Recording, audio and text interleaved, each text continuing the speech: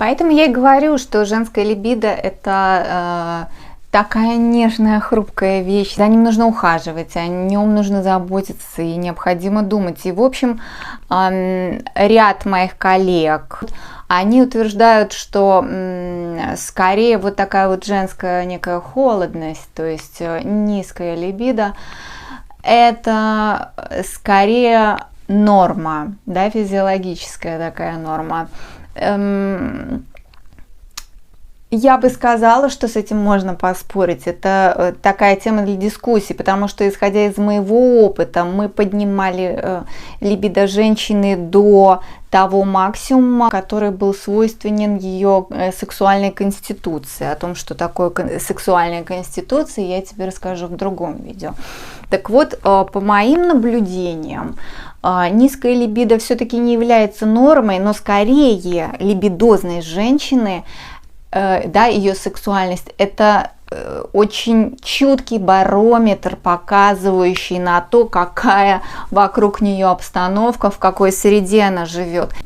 Другими словами, да, другими метафорами, давай я скажу, если вокруг мир, в котором есть для чего цвести, есть кого любить, есть для чего жить, есть то, чем наслаждаться. Если мир такой, в принципе, для любви и для наслаждения, то женская либидозность цветет, да, либидо поднимается, сексуальность поднимается.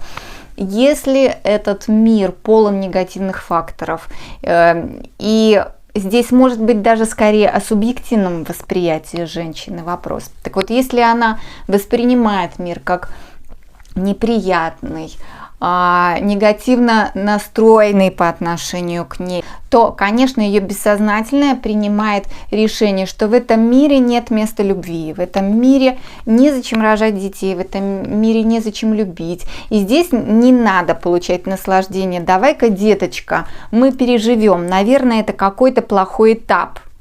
И мы переживем, мы переждем. А вот когда здесь вот снаружи будет все хорошо, когда здесь будет место для любви, для наслаждения, вот тогда мы твое либидо распакуем, и оно поднимется так высоко, как тебе хочется. Вот так говорит бессознательная женщина и снижает либидо. Почему?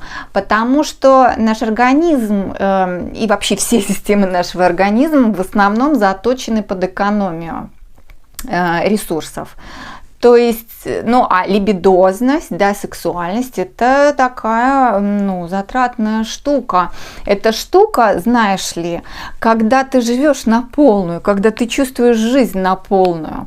А можно ли чувствовать жизнь на полную, если ты напугана ей, если ты встревожена ей? Согласись, что, скорее всего, ты будешь, наоборот, от нее закрываться. Собственно, поэтому работает тантра. Тантра работает, и самым главным ее, самой главной точкой идеальной является раскрытие подлинной тебя. Так вот, когда ты напугана, ты наоборот закрываешься, ты не хочешь знать этот мир, и одновременно с этим ты и себя знать не будешь, потому что работает очень интересный именно йогами, именно тантриками замеченный механизм. Впервые именно ими, то, что мир является нашим отражением, вот нашим внутренним, нашего внутреннего мира. То есть внешнее отражает наше внутреннее.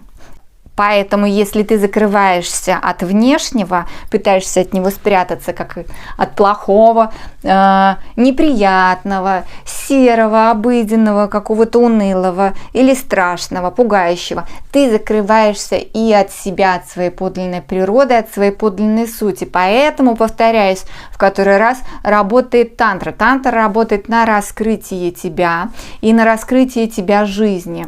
Это не значит, что у тебя сразу все будет прекрасно и окей. Так вот прям все вокруг розовые облака и единороги скачут по ним. Нет, это будет скорее означать то, что у тебя будет достаточно ресурсов для того, чтобы раскрыться жизни и жить, встречая те вызовы и те ситуации, которые в жизнь приходят. А тревожная женщина не может себе этого позволить, она всего боится и от всего закрывается. Женщина, которая начала жить и открылась жизни, открылась миру, встречает все события, которые приходят в ее жизнь, открыто, понимая, что у нее хватит ресурсов, внутренних ресурсов на преодоление любой ситуации. И еще есть одна очень интересная, важная вещь, это доверие миру, доверие жизни, доверие высшим силам.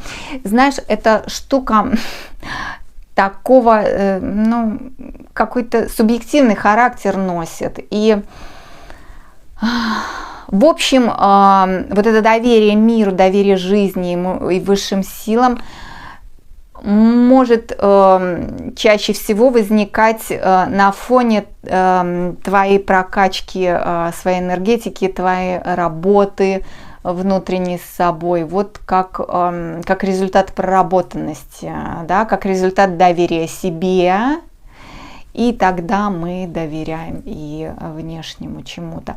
Либо можно, это тоже хороший инструмент, довериться высшей силе, сказать высшей силе: я доверяю, веди меня туда, куда ты считаешь мне нужно прийти. И, в общем, это тоже работает. Вот, да, есть два механизма возникновения этого чувства доверия. Мы берем оба. Мы такие хитрые с тобой люди, которым нужно все и сразу. Но все, уже наговорилась я, наверное, пора заканчивать видео. Подытожу еще раз важная мысль о том, что женская либидо – это барометр, который указывает на то, в каких условиях живет женщина. Это может быть субъективным восприятием. Женщина может субъективно воспринимать, и чаще всего так и происходит.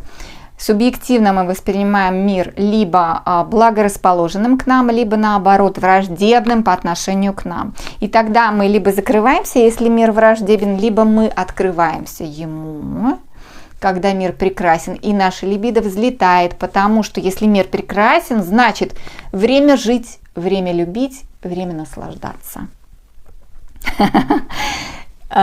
Смотри, тантра дает тебе инструменты для того, чтобы ты из одного режима, где опасный, неприятный мир, от которого нужно закрыться, ты вступила в другой режим функционирования своей психики.